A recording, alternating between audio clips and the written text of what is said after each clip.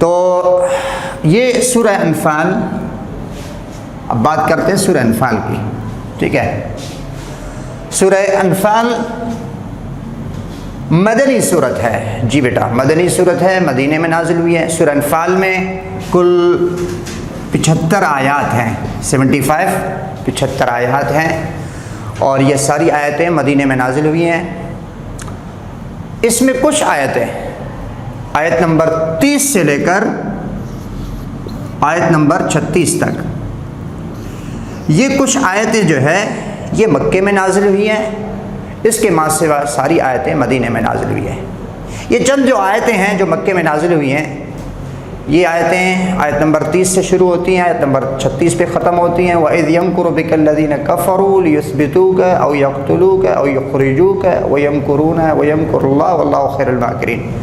یہ آیت نمبر 30 سے لے کر آیت نمبر 36 تک، ان آیات میں آپ صلی اللہ تعالیٰ علیہ وسلم کو جو اہل مشرکین مکہ نے جو نعوذ باللہ مارنے کا ایک پلان بنایا تھا، دارالندوہ میں بیٹھ کر، اپنے پارلیمنٹ ہاؤس میں بیٹھ کر، دارالندوہ میں بیٹھ کر آپ صلی اللہ علیہ وسلم کے متعلق انہوں نے فیصلہ کیا۔ کچھ کہنے لگے کہ میاں اسے ٹھپ جان سے مار دو، کچھ کہنے لگے نہیں اس کو یہاں سے شہر مکہ سے نکال کر جلا وطن کر دو، اور کچھ کہنے لگے اس کو کہیں قید میں ڈال دو۔ تو چونکہ یہ جو سازش جو ہے وہ ڈیولپ کی گئی تھی، مرتب کی گئی تھی مکے کے اندر، تو ان آیات کا تعلق مکے سے ہے۔ جی تو چلیں، یہ سورہ انفال مدنی صورت ہے۔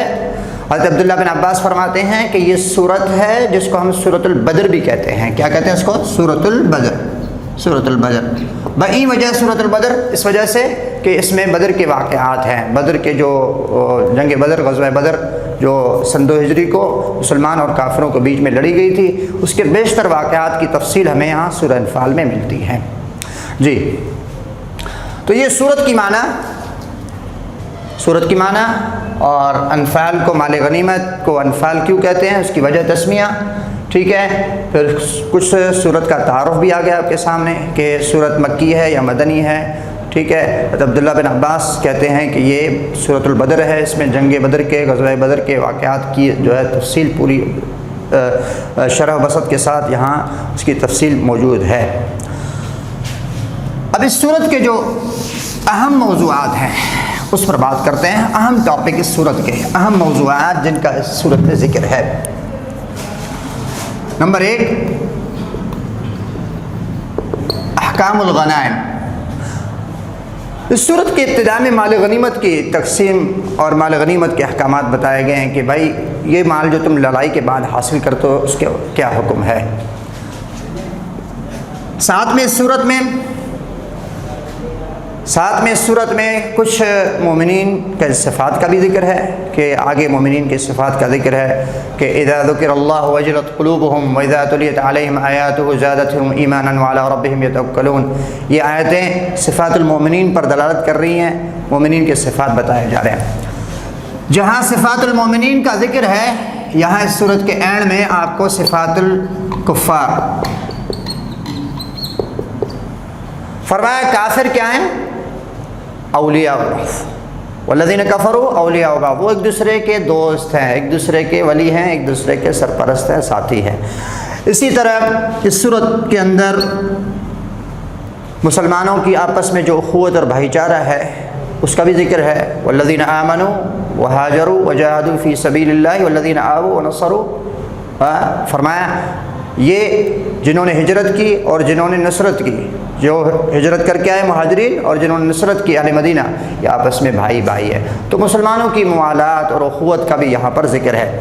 اسی طرح اس صورت کے اندر جو خاص چیدہ احکامات بیان کیے گئے، احکام الاسرا، قیدیوں کے احکامات بیان کیے گئے کہ جو جنگ، آپ کو پتہ ہے غزوہ بدر کے آخر میں 72 کے لوگ مارے گئے تھے، کفار کے 72 قید کیے گئے تھے، تو ان کے متعلق جو ہے مسلمانوں میں جو ہے اختلاف پیدا ہوا۔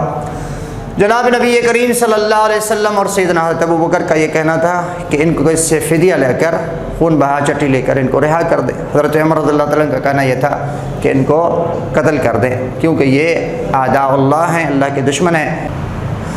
تو یہ ان جو جنگ بدر میں قید ہو کر آئے تھے اسیران بدر کے متعلق میں آپ کو بتا رہا تھا کہ ایک طرف جناب نبی کریم صلی اللہ علیہ وسلم اور حضرت ابوبکر ہیں، تو دوسری طرف جناب حضرت عمر فاروق ہے۔ حضرت عمر فاروق کا کہنا یہ تھا کہ یہ اعداء اللہ ہیں، اللہ کے دشمن ہیں، اس لیے ان کی بیف گنی ضروری ہے۔ اور پھر حضرت عمر کے تائید میں اللہ تعالیٰ نے آیتیں نازل فرمائیں کہ اے نبی، جب تک ان کفار کا خون بہایا نہیں جاتا تب تک جو ہے زمین میں امن ممکن نہیں ہے۔ ما کان للنبی ان یکون له اسرى حتى يثخن في الارض، یہاں تک کہ جب ان کفار کی بیخ گنی نہیں ہوگی، ان کے جڑ کو، ان کے تخم کو کاٹ نہ دیں، تب تک یہ ملک میں امن اور شانتی آنے والی نہیں ہے۔ تو اس صورت کے اندر، سورہ انفال کے اندر ان کے بھی احکامات بتائے گئے قیدیوں کے۔ عزیز طلبہ، اس صورت کے اندر وہ اسباب جن سے مسلمان کامیابی حاصل کر سکتے ہیں، چاہے وہ اسباب مادیہ ہوں یا اسباب باطنیہ ہوں، ظاہری اسباب ہوں یا باطنی اسباب ہوں، اللہ سبحانہ و تعالیٰ نے ان کا بھی ذکر فرما دیا۔ ظاہری اسباب میں یہ ہے کہ جب تم کفار سے مقابلہ کرو تو مقابلے سے پہلے وَأَعِدُّوا لَهُم مَّا اسْتَطَعْتُم مِّن قُوَّةٍ وَمِن رِّبَاطِ الْخَيْلِ تُرْهِبُونَ بِهِ عَدُوَّ اللَّهِ وَعَدُوَّكُمْ۔ فرمایا کہ جب تم کفار سے تمہیں لڑنا ہے، کفار سے جو ہے محض آرائی کرنی ہے اور ان سے تصادم ہے، تو اس سے پہلے تم اپنی بھرپور ایک تیاری کرو۔ وَأَعِدُّوا لَهُم مَّا اسْتَطَعْتُم، جتنا تم سے ہو سکے، مِن قُوَّةٍ، اپنی جو نفری طاقت ہے، وَمِن رِّبَاطِ الْخَيْلِ، تمہارے بندھے ہوئے گھوڑے ہوں، پلے ہوئے گھوڑے ہوں، اور جو ہر وقت مستعد ہوں لڑائی کے لیے، قتال کے لیے۔ تو اس کا بھی ذکر ہے یہاں پر اس سورہ انفال کے اندر۔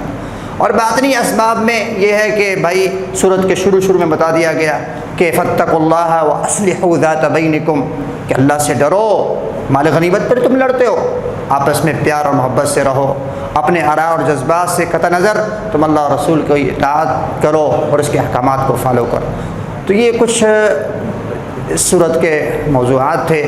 انشاءاللہ العزیز اس صورت کے اندر جو 10 آیتیں ہیں اس کی تفصیل آئندہ اگلی نشست میں آئے گی۔ اللہ نے جو ہم نے کہا اللہ اس کو قبول فرمائے۔ وآخر دعوانا الحمدللہ رب العالمین۔